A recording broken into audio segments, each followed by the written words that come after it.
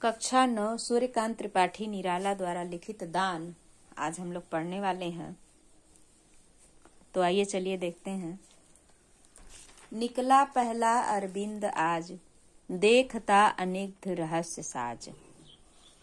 अरविंद का अर्थ होता है सूर्य। सौरभ वसना समीर बहती, कानों में प्राणों की कहती। गोमती छीण कटि नटि नवल, नृत्य पर मधुर आवेश चपल। कहते हैं कि निकला पहला अरविंद आज पहला सुबह सुबह पहली किरण, अरविंद यानी सूर्य की पहली किरण। आज सूर्य निकला है सवेरे सवेरे। देखता अनिग्ध यानी अनिग्ध का अर्थ होता है सुंदर रहस्य साज। उसके सुंदर और रहस्य को, सजा हुआ रहस्य मैं देखता हूँ। सौरभ वसना समीर बहती, सौरभ यानी सुंदर वस्त्र धारण किए हुए। वसन यानी वस्त्र है, समीर यानी हवा है, बहती है सुंदर वस्त्र धारण किए हुए हवा चल रही है। यानी हवा जब आ रही है तो सुगंधित हवा है, तो ऐसा प्रतीत हो रहा है कि जो पवन है वह सुंदर वस्त्र को धारण करके और सुगंधित हवा के साथ आ रही है। कानों में प्राणों की कहती, ऐसा प्रतीत हो रहा है कि कानों में कोई प्रेम का संदेश दे रही है। गोमती छीण कटि नटि नवल, और जो गोमती नदी है वह कटि, छीण कटि यानी पतली कमर, छीण मतलब कटी हुई। जैसे गोमती नदी ऐसे ऐसे टेढ़ी टेढ़ी होकर के चलती है, तो गोमती नदी जब है, गोमती नदी की जो पतली कमर है, नटि नवल यानी कि नवीन उम्र वाली, नृत्य पर मधुर आवेश, नवल यानी नर्तकी नृत्य करती हुई मधुर सुंदर आवेश में, सुंदर चंचल आवेश में वह चल रही है। मैं प्रटनार्थ चला, कहते हैं कि मैं प्रातः प्रटनार्थ चला। प्रटनार्थ का अर्थ होता है घूमने के लिए। मैं सवेरे सवेरे घूमने के लिए चला। निराला जी कहते हैं लौटा आ पुल पर खड़ा हुआ, और लौट करके आया घूम करके तो एक पुल था उस पर आकर के खड़ा हुआ। सोचा विश्व का नियम निश्चल है, इस संसार का नियम कितना निश्चल है, यही सोच रहा था। जो जैसा उसको वैसा फल, जो जैसा कर्म करता है उसको वैसा ही फल प्रकृति देती है। देती यह प्रकृति स्वयं सदा, जैसा कर्म करेगा वैसा उसे फल मिलता है, ऐसा कहा भी जाता है। तो प्रकृति उसे वैसे ही सदा फल देती है। सोचने को न रहा कुछ नया, और सोचने के लिए कुछ नया नहीं रह गया। सौंदर्य गीत बहुबड़ गंध, भाषा भावों के छंद बंध।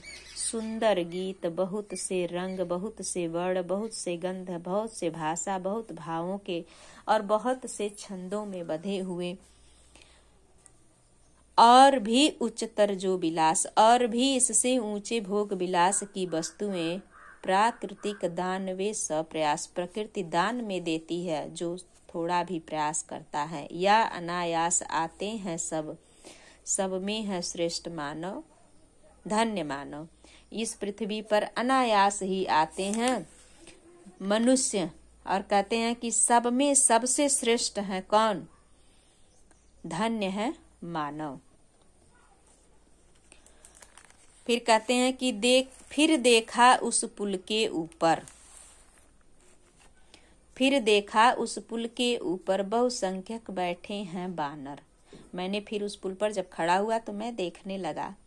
प्रकृति का वर्णन करते हुए कहते हैं कि वहां सोच रहा था प्रकृति का नियम कैसा है, एकदम निश्चल है, कोई छल कपट नहीं है। जो जैसा कर्म करता है वैसा ही उसे फल भी प्राप्त होता है, वह प्रकृति देती ही रहती है। फिर मैं उस पुल पर के ऊपर बहुसंख्यक बैठे हैं बानर। जब मैंने देखा फिर तो बहुसंख्या में, बहुत सी संख्या में बानर यानी बंदर बैठे हुए थे।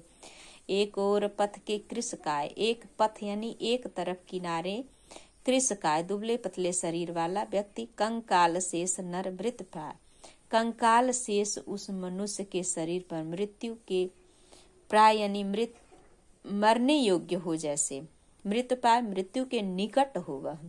बैठा स शरीर दैन्य दुर्बल, वह बैठा है शरीर के साथ दीनहीन व्यक्ति। दैन्य दुर्बल, दीनता, दैन्य यानी दीनहीन पूर्वक, दीनहीन पूर्वक, दीनहीन यानी दीन पूर्वक, दीनहीन यानी दीन पूर्वक, दीनहीन यानी दीनहीन, दीनहीन यानी दीन पूर्वक, दीनहीन यानी दीन पूर्वक, दीनहीन यानी दीन पूर्वक, दीनहीन यानी दीन पूर्वक, दुर्बल दुबला पतला। भिक्षा को उठी दृष्टि निश्चल, और भिक्षा मांगने के लिए एक भिखारी बैठा है जो कि हमेशा उसकी दृष्टि बिना छल कपट के नीचे ऊपर उठी ही रहती है कि कोई आए और कुछ दे दे। अति छीड़ कंठ हैं तीव्र श्वास, उसके छीड़ यानी पतले, दुबले पतले उसके कंठ यानी गला है, और उसके जो श्वास हैं अति तीव्र हैं, तेज हैं, उसके सांस अत्यंत तेज चल रहे हैं।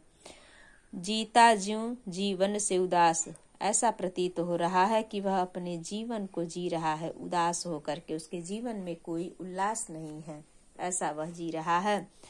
ढोता जो वह कौन सा पाप साप, कौन सा साप उसे प्राप्त, श्राप उसे मिला है कि वह ढो रहा है अपने इस जीवन को, यानी उसका दुबला पतला शरीर है और कंकाल शेष उसके शरीर में है, मृत्यु के निकट है, अपने जीवन से उदास होकर के जी रहा है। तो ना जाने कौन सा पाप है जो वह ढो रहा है। भोगता कठिन कौन सा पाप, और कौन सा कठिन पाप है कि वह भोग रहा है। यह प्रश्न सदा ही है पथ पर, कहते हैं कि यह प्रश्न पथ यानी मेरे विचार पर, मेरे रास्ते पर जब भी आता है प्रश्न यह, तो सदा ही बना रहता है, पर सदा मौन इसका उत्तर, पर मुझे इसका कोई उत्तर प्राप्त नहीं होता, मैं सदा ही मौन ही हो जाता हूँ। कि कौन सा साप है कि यह भोग रहा है, कौन सा पाप है किया हुआ है कि जो भोग रहा है, और यह सदा मेरे लिए प्रश्न ही है, इसके लिए कोई उत्तर नहीं मुझे प्राप्त होता है।